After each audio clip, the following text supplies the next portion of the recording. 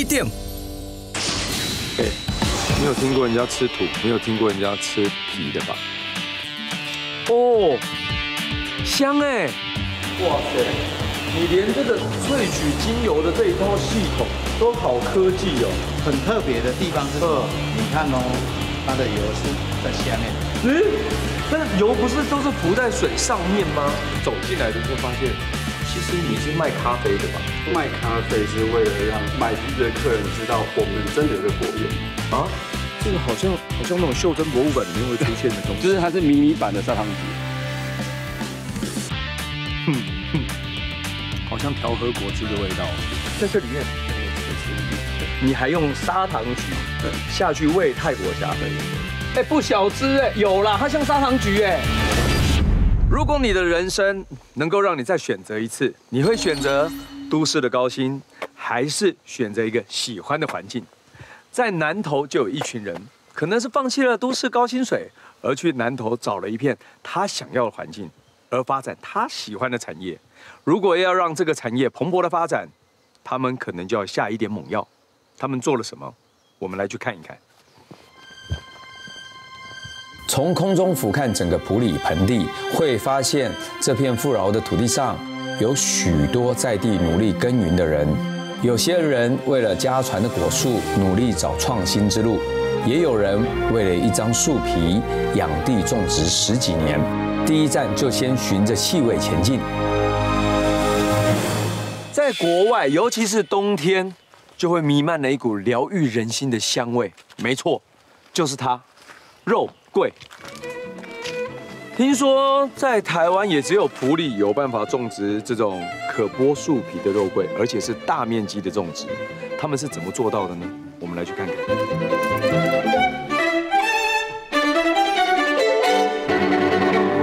北山哥，你好，你好，你好，你好，来。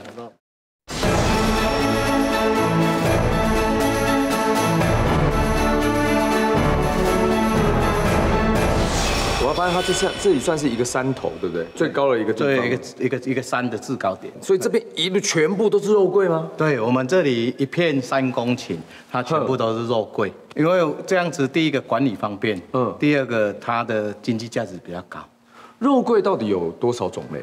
目前3大的系列就是一个就是我们现在种的油桂，然后一个是锡兰肉桂，然后台湾有特有的台湾土肉桂，对，所以它是对水土保持非常好的一个植物。它的根系呢，它可以长达3到4米。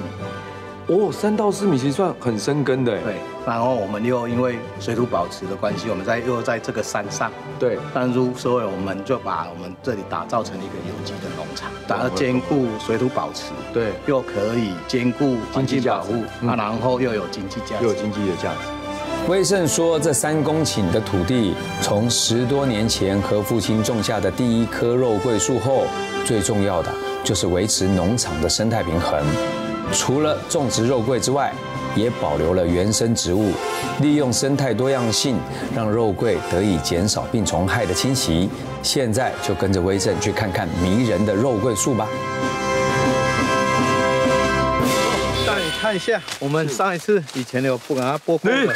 哎，这边跟这边完全看不出来哎。对啊。哇，它的桂皮这么厚哦。没有，它是剥了之后它才长厚。它未来要把它做成清华桂，那等级的话呢，它要树皮要让它厚一点。什么叫清华桂？我听不太懂。清华桂就是这颗品种，然后年限要够，肉桂最好的上品。哦哟，所以这边是你已经剥过的，它又长回来的。对，本来就剥这么一段。对，就剥这么一段。我们就是说，在30公分以内，它的愈合能力都还非常的不错。但是如果超过的话，就会差那么一点点。会变怎样？哦，超过之后它就会差了一点点。所以如果说你把它剥得太多，那他会觉得它植物本能，他就上面应该是不行了，他就赶快长了其他的侧芽出来。对，然后再从这边再长出去。对，它再长出去，但是这一颗它还是活着。只是它剥了一点点而已。哇，好酷哦！肉桂，你教我一下怎么取肉桂皮，好不好？好，我们等一下我们可以来试看看剥个肉桂。所以这要先刮。对，我们先把这一层，这个叫酸皮。什么叫酸皮？就是苦涩涩的皮，就先把它刮掉。因为你是刮一圈的。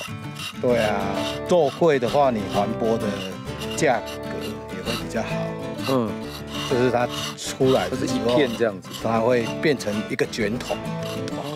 对，那个价格会就是卷起来一根这样子。到以后的话呢，会变成一个大板子的，叫做板桂。板桂，对，那就是我们以后我们想要做的目标。很香哦。所以呢，其实剥桂皮花的时间，所以它一整圈都先刮除以后才开始，先把它刮除，这样子以后我们处理好的桂皮呢，就直接可以使用。一圈之后呢，这个刀子把它画一圈，直接在这里画一刀，那就只能再把树皮外层的皮剥出来就好了。哦，我是用这样取的哎，对，它是软的哎，对，它是一整片撕下来，好强哦，新鲜的肉桂。那像这样子，它的树干不用再涂什么椒盐粉啊什么的，不用，它自己伤口愈合的能力非常的强，真的哦。它这是黑色是什么？为什么是这样？烘太久它就会氧化。借我，这个。哦，香哎！对啊，它现剥了肉桂，好香哦。肉桂香是一种带有辛辣的气味，那是因为树皮中有一种肉桂醛的成分，具有抗菌的效果，所以许多料理中喜欢使用。而且肉桂醛的成分会因肉桂树林增长而更显得香浓，并使得桂皮、桂枝到叶子都充满了相同的气味。除了这一个部位，这个籽也是可以吃的吗？在中药里面呢，它就是药方里面的桂子。桂子，对，像青草的辣味。青草辣味。哎，这什么东西？啊，有一个青草，还有一个辣味。对呀，它是青。到明年2月份的时候，它开始转成紫黑色的。紫黑色，对。所以以肉桂来说，肉桂是整株可食。对，整株它们都是一样的，从根到皮，对，到枝叶都是。但当初大家肉桂醛，但大家怎么会就只有取肉桂皮？因为桂皮的话，就是因为它们的属性不同。那个桂枝比较会燥热，桂皮如果到青华桂等级的时候，它就比较温补。温补，对。哎，你有听过人家吃土，没有听过人家吃皮的吧？哎，我没有吃过树皮吃新鲜的。对，树皮新鲜的是，其实肉桂就是吃它树皮。树皮，对。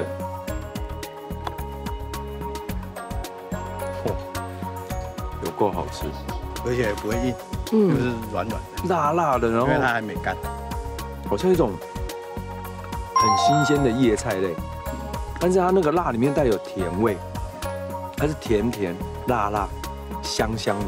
我们这一场，因为我们主要的我们是要做萃取，因为我们要剥树皮，我们希望把它的年限更久一点，更久一点。但是因为我们养成的时间呢，要在20年以上。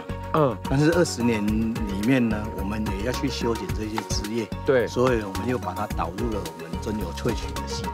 哦，肉桂油哦，所以它叫油桂，是不是就是因为它可以取它的油啊？它本身它就是油脂多，基本上它的叶子都比较大片，对不对？最长的叶子可以到超过40公分的肉桂叶，大概叶片比较厚，但会香吗？香味会更香，会。哇！就是这个味道，油桂的这个味道，好像我们小的时候曾经在干妈店有无？对，有买过一张纸，肉桂一张1块有无？干的，就是那个辣辣香香的味道。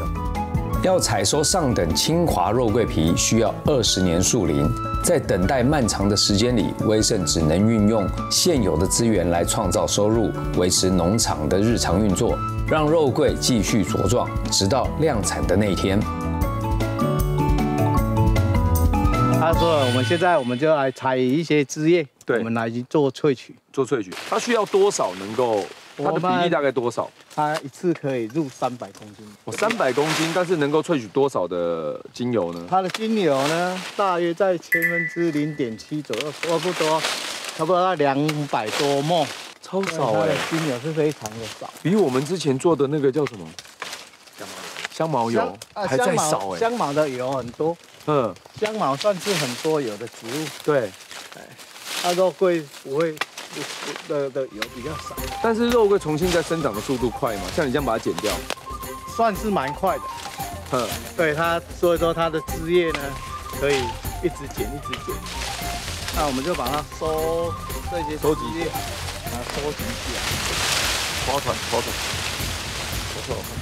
所以我们现在这样把这些枝干都取下来了以后，接下来要做什么？我们来把它粉碎。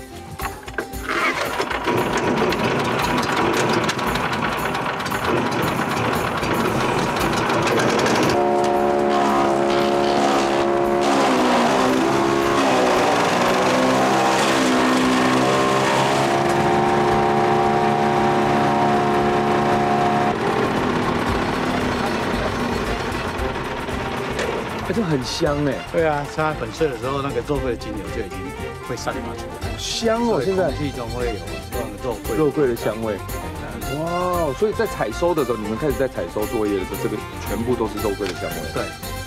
然后等一下我们就会进场去做蒸馏萃取。好啊。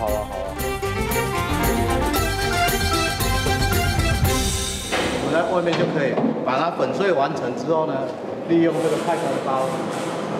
掉进去，哇塞，太方便了吧？对啊，是夹娃娃哎。像这样子，你们还需要下去把它压扎实？要，因为我们这个是利用水蒸气，我们是用高压萃取的方式。要怎么压扎实？等一下我们人要下去，把它又要再当一次汤阿给哦。对呀。这个时候呢，就是要来吃肉桂料理了。这个呢，这个最特别，市面上来的这个是我们。你是觉得我没有吃过咸鸭蛋就对了？有，它是有酒酿味，对。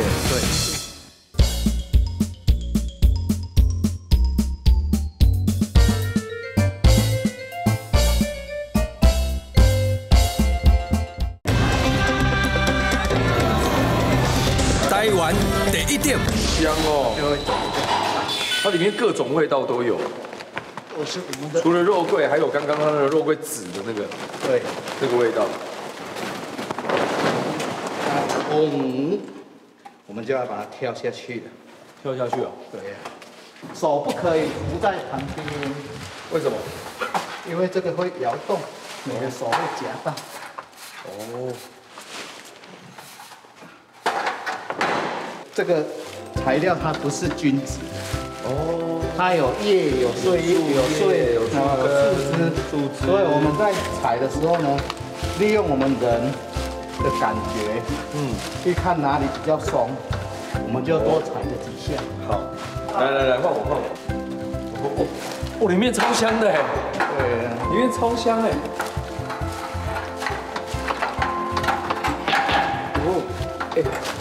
其实已经蛮扎实。对，已经扎实。大哥，你的重量其实蛮不错的。不可以减重，对不对？你不能减重，对。你减重就没有办法这么的扎实了哦。好，那我们就可以扎实了之后呢，小心。威盛本着一人工厂的原则，设置代替人力的机器，从修剪树枝运送到入炉蒸馏，300公斤的枝叶全部一人搞定。就是因为这样开源节流的做法，才能陪他走12年的光阴。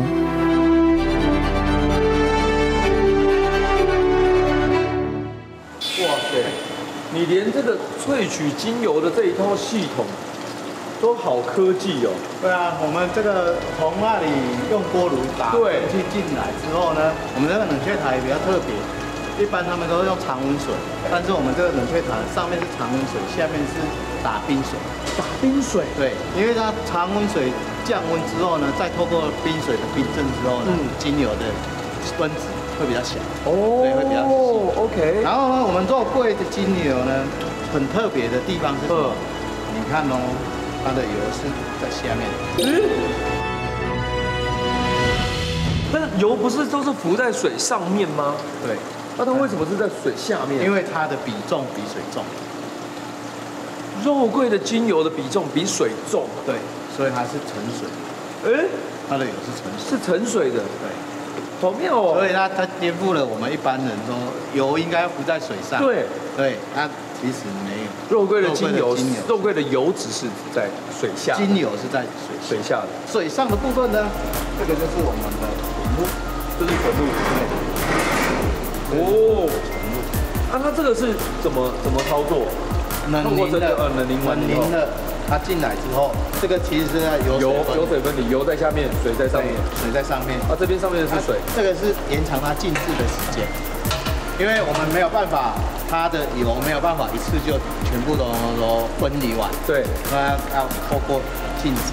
几道，就是我们一个、2个、3个、4个，对，然后到最后收集起来，先收集起来。哦，但是收集起来之后呢，因为它这个肉桂纯露它是高度的乳化，对，所以你看它像牛奶一样，对啊，要差不多半个月到1个月左右，它才会有水分离，然后它会变成这么久哦。对，那你现在有上个月的纯露吗？有，真的吗？对，这是上个月的。对。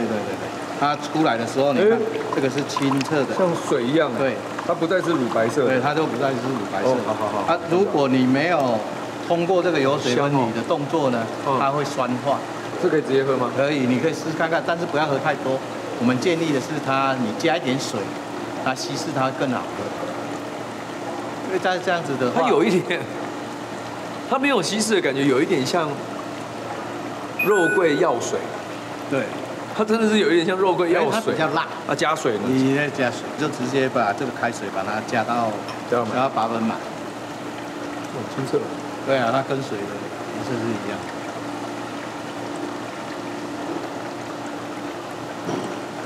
它的辣会降低。甜的哎，变成甜，它的甜味会直接跑出来。它是甜的哎，那我喝了这么一大杯，会不会又活血？不会。这些蒸馏完的枝叶残渣，并不是当垃圾丢掉，而是又回到土地上，变成鸡母虫的家，然后转化成堆肥。这就是威盛想要的环境生态循环。也希望肉桂的香气不只留在每个人的嘴里，更研发出各种产品，让它香气无处不在你的生活里。这个时候呢，就是要来吃肉桂料理了。啊，这个是好多东西哦。这个是什么？肉桂马告鸡汤。肉桂马告鸡汤。哦，这个因为马告也是我们农场自己的。是哈，马告有一种清香味，很舒服。它有一个淡淡的柠檬香。对。其实肉桂叶家里如果没有肉桂叶的时候在煮的时候起锅前的5分钟，我们就把它加这么一。要加我碗里就好了。我看一下什么味道。啊，错，应该是说我先喝一口原味。对。其实它可以降低肉的腥味，然后不用加糖，因为肉桂本身就是甜味，所以它可以调味上也是很不错的。回甘哦，好好喝哦，超好喝哎。所以说我们就透过调味的方式呢，就可以把肉桂吃到它的功效。对，吃到它的味道，但是又不会有那么呛辣的一个肉桂味道。因为肉桂被食用早在很久以前，很多西元几百年以前的了，甚至是在西武汉的时候就有了，那个圣经里面就有，圣经也就有了嘛。肉桂被食用是以前就有记载的，所以它对身体一定是相当有功用、有功能的，所以吃的话其实是好的嘛。这个呢，肉桂炖牛肉，它只有肉桂跟酱油而已。哦，我先喝一口它的汤吧。没有其他的中料的调味。我跟你讲，肉桂的味道只要加下去呢，对我这种喜欢吃肉桂的人来讲，它就什么都变好吃了，百搭，对不对？很明显的，肉桂的香味变得很明显。肉桂香味会，所以在料理里面，你如果是有需要用到肉桂的元素的，其实直接加纯露就好了。对，那个温润感，那个舒服感，它酱油不会死咸，然后它整个的肉桂的香气，你到喉头的时候它有点回甘的感觉。回甘。你喝那个汤，你不会觉得好像有什么负担呢？这太神奇！你就用酱油，然后用肉桂叶，对，然后菜头，哇，然后这个是温红酒。对啊，这个是大家比如在圣诞节啊或冬天常常就是很好用。你有时候一杯红酒，然后插一个这个，把这个嘛洗干净，然后这样插下去，然后这样煮好以后，比较有意思，很舒服。其实，在国外这个热红酒，它其实是带有甜味的。说真的，你要是用肉桂棒，会把它拉到有味道，也是很难。对，啊，但这是仪式感嘛，你放下来，煮到油也蛮难。有没有？哎，对啊。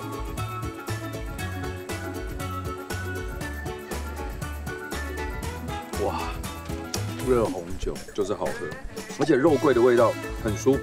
你这里面加了什么？苹果，然后柳橙，对，然后这个呢，香料。这个是豆蔻，豆蔻，对 ，OK。还有一个什么？丁香，丁香就是那个小，这里有哎，不用捞嘛。哦，对，丁香。所以我们加了豆蔻、丁香、八角跟肉桂，然后加一点水果下去。其实你想加什么水果都可以的，在家里想做的话，你就找一个红酒，但你千万不要拿什么82年的拉贝来煮，好不好？你就拿一点点简单的红酒就好了。然后就可以去煮了，煮出来就会是像这样。啊，这个呢？这个最特别。这是什么？这是什么？市面上还没有。这个是我们。你是觉得我没有吃过咸鸭蛋就对了。卖咖啡是为了让买橘子的客人知道我们真的有个果园啊。这个好像那种袖珍博物馆里面会出现的东西，就是它是迷你版的砂糖橘。好像调和果汁的味道。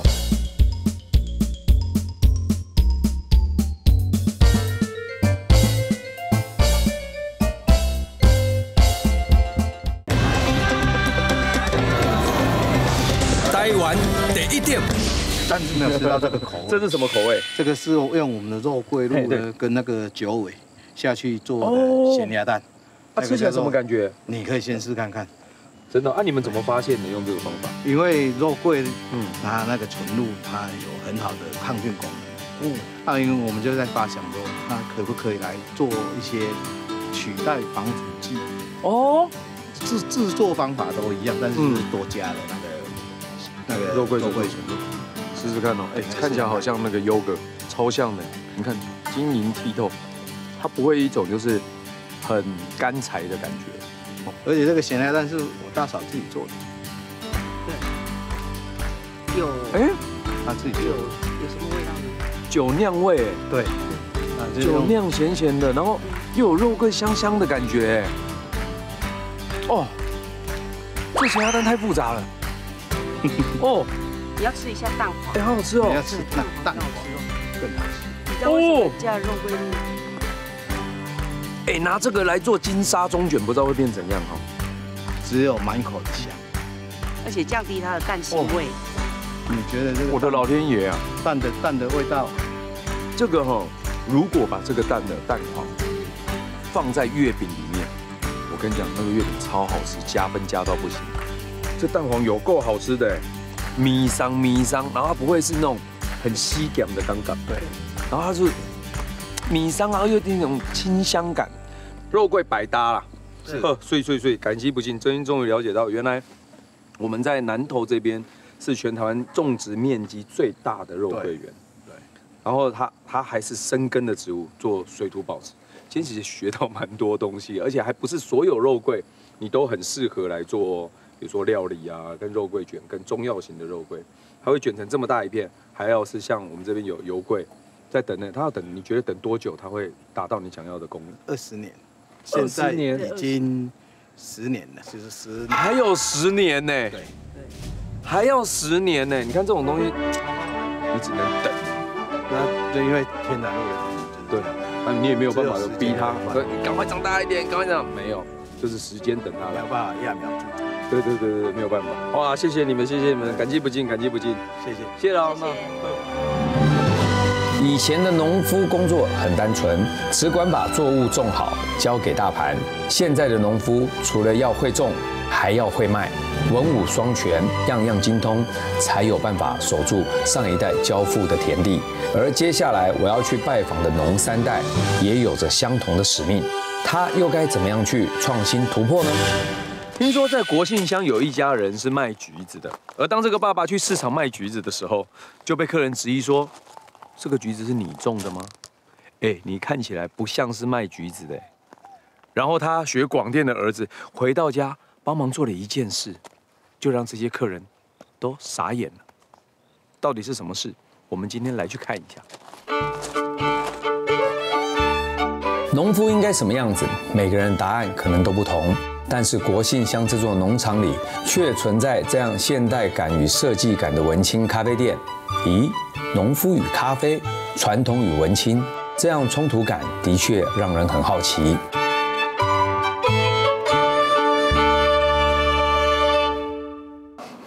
我刚刚从外面一路这样走进来啊，我发现你们一家都不像卖橘子的。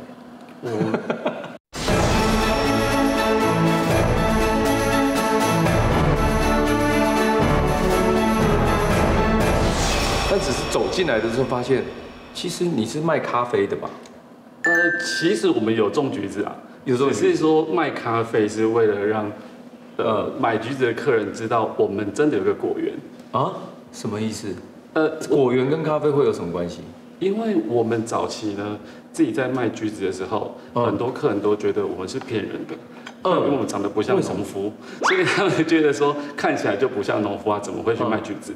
那我们为了让客人知道说我们有果园，对，那做了一个招待所在这边，我们又有一个咖啡的产业，所以就顺便就开了咖啡店，对，然后让客人如果说他想要看我们有果园的话，那这边至少能够一边喝咖啡，然后一边招待客人可以体验到有砂糖橘相关的产品，可以看到果园，然后可以再喝到我们在地的咖啡。所以这也是你们自己种的水果？对，这是砂糖橘，因为我们有很多的砂糖橘的尺寸，它没有办法在这个宅配上面卖，所以为什么我们就因为宅配的箱子它会有固定的尺寸，对，所以我们在摆放橘子它有固定的比例关系，那有一些尺寸过大，它就没有办法就是宅配出去，所以我们就把它全部拿来做果酱。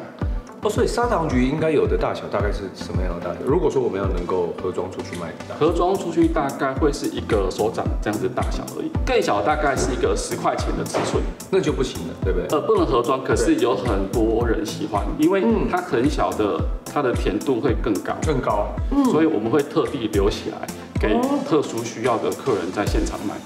哎，这很好吃哎，对，这是你们自己做的，对，都是纯手工的果酱。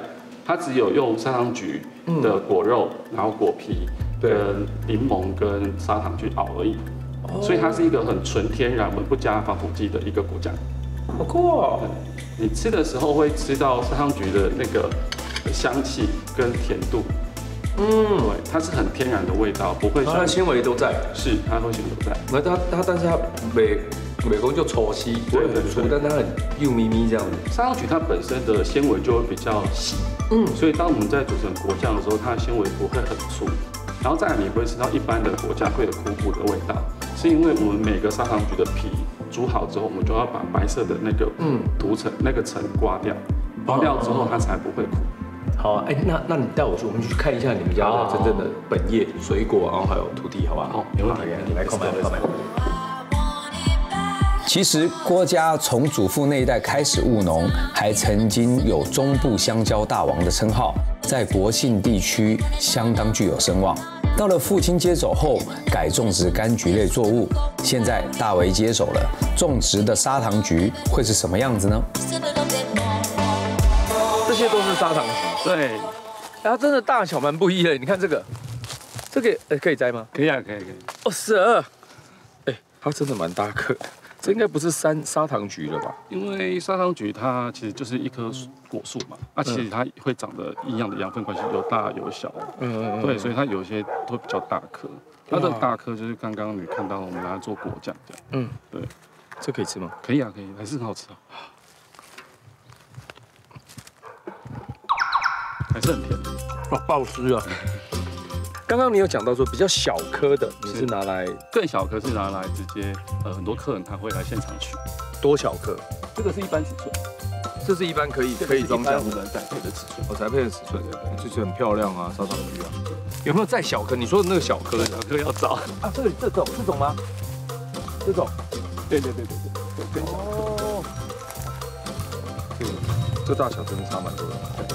这个还算是可以做，我们刚好看到更大的，要找到大颗的了。等我一下，因为它已经开了好几年。像这种，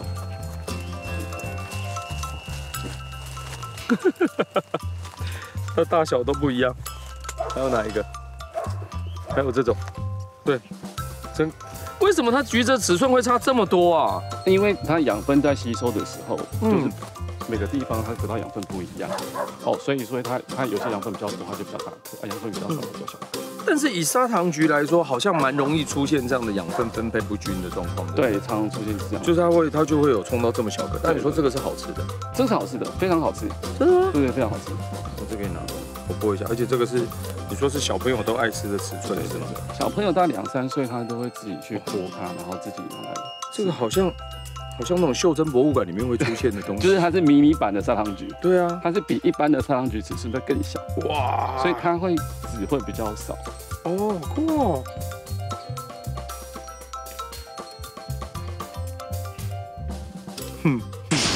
在这里面，你还用砂糖橘下去喂泰国虾，你是期望你的虾可以变成砂糖橘的味道吗？哎，不小只哎，有啦，它像砂糖橘哎。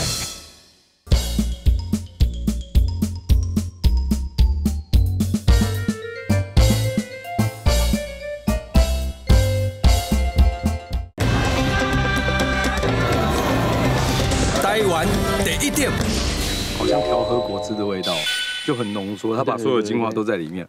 那其实现采还不是最好吃的，采完之后要回来放大概1天到2天的熟成，后熟之后的我们才会出货，所以这样子的品质会再更甜。更甜。所以这个砂糖橘来说，它从一开始是怎么来的？最早是一个广东的品种。你现在吃到的砂糖橘，其实我们尝试的它有日本蜜柑、韩国蜜柑的各种的，就是它的砧木，还有荆棘的砧木去测试。砧木就是通常呢，我们要把一个母体，就是它的母猪头。然后去培养它，对，所以我们刚才种这边的时候，我们养了3年的母猪，对，然后3年母猪之后，我们才开始嫁接砂糖橘的汁，嫁接完了之后，它会有2层的很好的风味，所以我们母猪3年，然后嫁接又3年，对，所以我们基本上最少花6年才有办法6年的时间吃到第1颗的橘子。6年才有办法吃到第1颗的橘子，所以你是从荆棘开始嫁接了砂糖橘上去？对，加上砂糖橘的苗。你是从哪边？你看到这个底部是颜色不一样。对，我们底部呢是荆棘的母猪，然后上面呢就是砂糖橘的汁。那嫁接完之后，它会风味会比较特别，啊，吃起来你会吃到很香、很浓烈的香气，然后它的风味层次也会非常的明显。所以它不会只有甜的而已，它吃的时候会有荆棘香，然后蔗香，然后各种的风味层次累积，所以以我们的产品来讲，我们大概11度左右的糖度，对，就大概是别人的14度左右。哦，是哦，吃起来的感觉是不一样的。对。但是嫁接这门技术的话，它是必须是要同一颗同一种，它才有办法接在一起，还是说它可以是不同种的？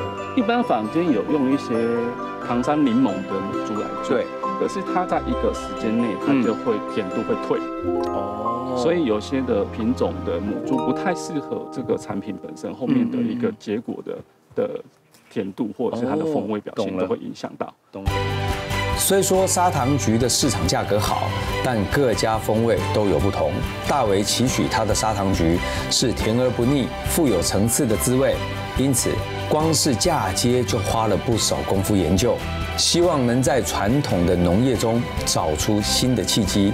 最重要的是，大为想在这片土地上尝试各种的可能性的企图心。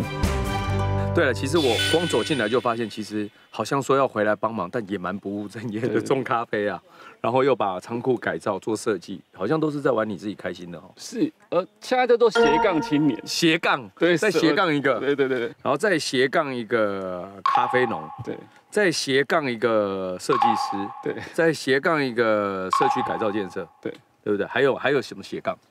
你再说一个，养虾子，养虾子，你养什么虾子？养泰国虾。你们这里有办法养泰国虾？有办法养泰国虾。国兴乡这边有办法养泰国虾？对啊，就尝试养看看。结果有养起来吗？有养起来，有养起来。你来去看看，我不相信。你这边可以养泰国虾？这边你是养什么？泰国虾，在这里面。对，水池里面。哎，真的有呢。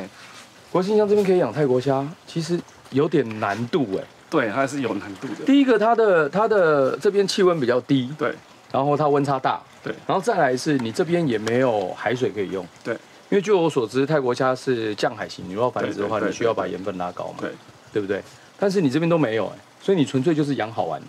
也不是养好玩的，那只是说我们去买这个也是跟屏东买虾苗，对，然后买虾苗进来放，让它放大，对，大之后再卖出去。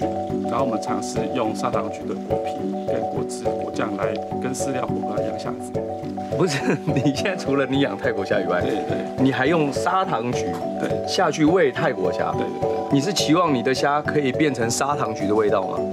改善它的气味。曾经我们本来要去日本爱媛县参访他们的那个果园，爱媛县他们有很多蜜柑，是后来无意间发现这个 mix 用蜜柑去养鲷鱼，所以我觉得很有趣。那我自己尝试看，如果说我用砂糖橘来养虾子，会不会有相同的效果？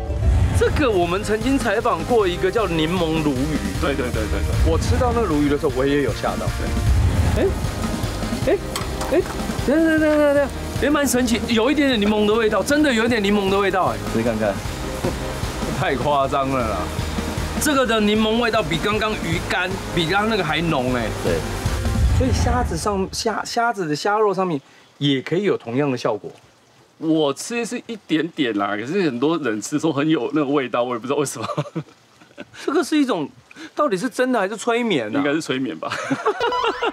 真的假的啦？其实我最本的初衷是说，第一个是我们如果在山上养虾子，对我怎么样跟西海岸的人家养虾农是不一样的产品哦。那其实最主要是因为我老婆她喜欢吃虾子，她就是因为爱，对，她会过敏。对，然后我想说，如果用天然的泉水，然后用干净的饲料跟砂糖橘的皮，会让它的身体是好吃的，会舒服的，那至少是不是就不会容易过敏？很单纯的。那你现在这是拌好的砂糖橘？拌好的，对。哎，真的哎，你把砂糖橘拌了饲料拌下去啊？对。哇，你实在是很挡混。不过基本上我们不会用那个好的砂糖橘啊，就是但是裂掉下来。它裂果之后，我们会把它稍微做处理之后，让它的精油不要那么高。因为其实精油太高的时候，那个虾子会把它夹掉，它不吃。对，它都面前把吃饲料，它就把它夹掉不吃。可能在虾子的世界里啊，因为里面是油嘛，对，油水是会分离的，对，所以它就直接这样看，母鸡粒，油，它觉得不好吃，油就把它夹掉了。所以我后来就把它调成说，我跟它这个饲料混合，它会愿意吃的这样子的程度。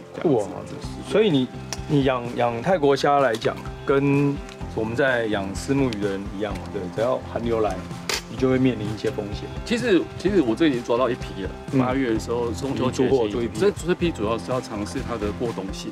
哦，因为其实我们的中南部这边的虾子，它通常不会留过冬，因为会在冬天期就把所有的虾都，所以一定要赶快脱掉。对。那其实我在实验它有没有机会过冬。啊，对，那因为去年是有办法过冬，今年的寒流特别凶猛，就是我已经蛮多的都已经。所以你也在试虾子，我也在实行它有没有办法养到隔年。你也是蛮爱玩的哈，就试看看。我觉得很多事情都是要尝试，对，所以我们基本上就是要有实验精神。像我们是念设计，基本上是想到一个事情，我们就要去实践它。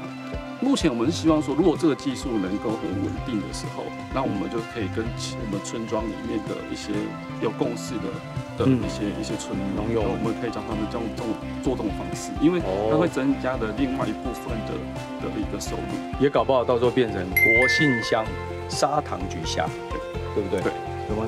有拉到吗？它看起来是什么样的？会像砂糖橘的样子吗？不会像这个，不会。颜色呢？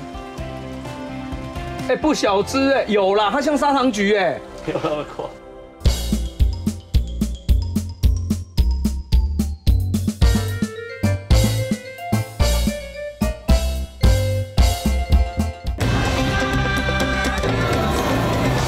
台湾第一点，真的啦，它身上的颜色，你看它这边的颜色，等一下，你看它这边，你看它的颜色，活力没有很好。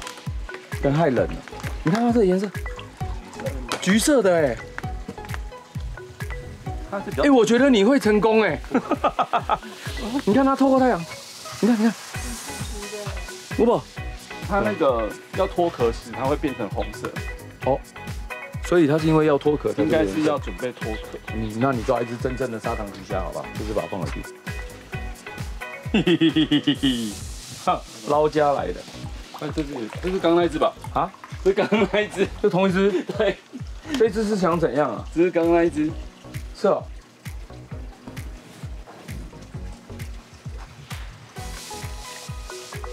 好吗？然后捞出来。这感觉比较，看一下。哎，其实是有像哎，我说真的啦。我说真的，它的颜色来说啊，你看哈，它的颜色来说还是偏红，对不对？偏一点点橘橘的感觉。你看这里，有没有？有点橘橘的，对，橘橘的感觉，这里也是，对吧？哎，可以耶，是橘的呢。还是有点橘啊，但是它基本上也只是橘子的因素，不是橘子的因素，不是橘子的因素，还是因为它的那个叫做，哎，这里看起来是橘的啊，这跟我一般看到泰国虾不太一样啊，真的不太一样。哎呦，可以哦，来去试试看什么味道咯，好不好？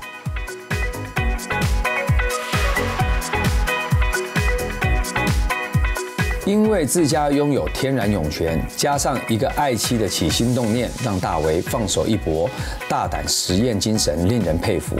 虽然说不上成功，却已经是令人惊艳的成就。接下来当然就是要品尝砂糖橘虾喽。全都跟水果有关系。对，水果做的scone，这个是蜂蜜。哦，这是蜂蜜，然后是用砂糖橘做的scone。对，你可以沾点蜂蜜。它会把它那个柑橘的那种味道带出来，砂糖橘的味道会怎么提出来，你会更明显的吃到，砂糖橘的味道，因为我们都是学咖啡的，所以咖啡就追求所谓的咖啡的风味层次。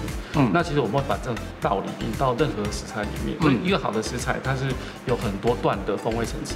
那如果都能够表现得很好的话，其实那个味觉，我们吃的东西都会觉得好吃。哦，砂糖橘养的虾，对。我突然发现砂糖橘养的虾，它有一种很特殊的质感，跟我在吃的泰国虾真的不太一样哎。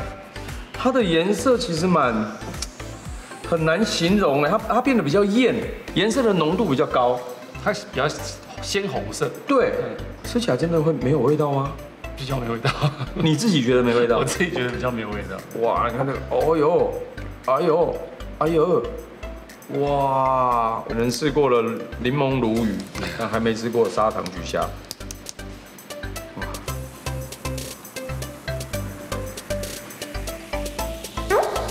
而且完全没有调味，然后它真的带一点点的甜味，一点点。所以是有人跟你讲说他吃到很甜的砂糖橘。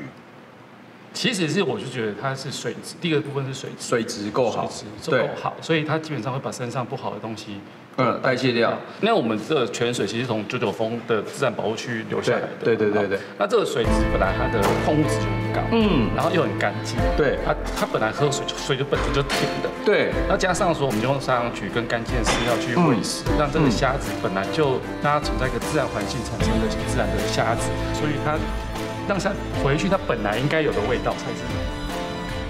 你刚刚讲到一个重点，就是它如果吃起来会让我觉得不像泰国虾，它吃起来很像我们在山里溪里抓到的过山虾，它多了很多天然原有的味道，甜，对，它那甘甜的，然后鲜度会有个很明显的鲜度，而且它壳也是比较硬的，对，它壳是硬的，对，哦，好酷哦，所以你用这样的方法，我觉得我还蛮期待你可以让它渡冬。如果它能够渡冬的话，其实这样的虾其实蛮厉害的。还有部分其实我们遇到的限制是它的产量，产量其实没有想象中那么高。那像我们比较像外行人，就是我们只是模拟它一个生物它的生存环境，它是一个回到自然生活环境，对，是去养殖它，对。所以其实产量上我们其实还没有办法让它变得非常的稳定，而且非常大量。OK， 其实我觉得用你这样的概念，加上可能你也是学设计的人，学社区发展。我觉得用这样的概念可以让大家再重新看到国信乡拥有一个新的生命力，而并不是说你好像一定要到哪边去你才可以做什么事情。对对对，你也可以把你喜欢的事情带进你自己的家乡，到那边试试看，它有没有机会发展。也许你哪一天真的就会发现，国信乡虾、国信乡泰国虾、国信乡砂糖橘虾，也不一定，对吧？谢谢你，谢谢，很高兴认识东哥，感激不尽，感激不尽。喜欢吗？记得按赞加订阅，台湾第一的，开启小铃铛哦。